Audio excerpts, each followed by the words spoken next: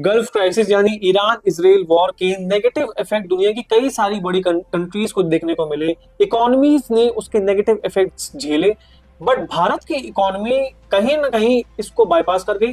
कहीं ना कहीं हम उससे कहीं कम क्षतिग्रस्त हुए हैं।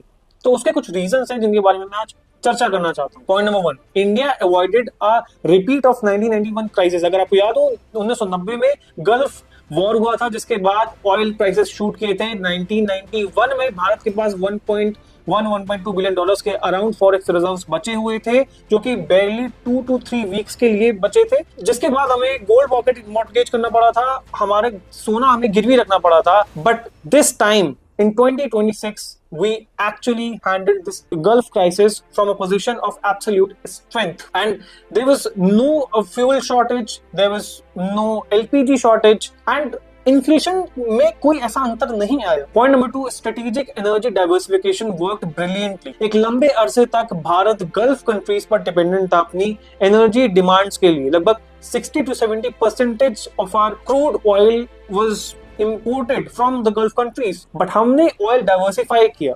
अब हमारा लगभग 52.5% ऑयल मॉस्को से आ रहा है, ये जून के इंपोर्ट बिल से। और इसके अलावा हम अमेरिका, वेनेजुएला, वेस्ट अफ्रीका, हम 40 प्लस कंट्रीज से ऑयल इंपोर्ट कर रहे हैं, जिसकी वजह से गल्फ में क्राइसिस होने के बावजूद हमें ऑयल शॉर्टेज के बारे में सोचने की जरूरत नहीं है, क्योंकि हमने ऑयल सप्लाईज अपनी डाइवर्सिफाई कर रखी है।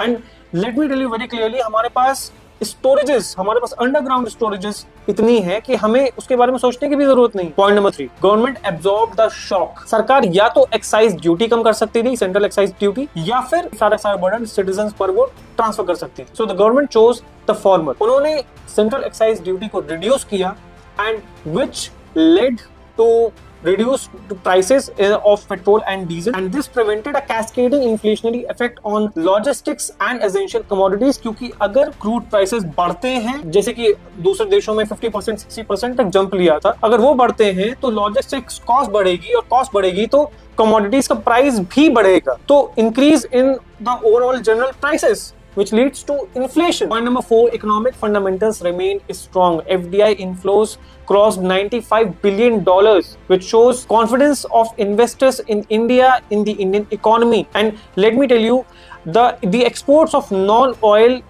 commodities continue to grow, like pharmaceuticals, like manufacturing and IT services. This is a war room approach to policy making, which leads us to point number 5, which is the Modi era model. हमने पिछली crisis से सीखा, हमने Covid से सीखा, हमने अपनी preparedness रखी ऐसी सिमिलर क्राइसिस के लिए।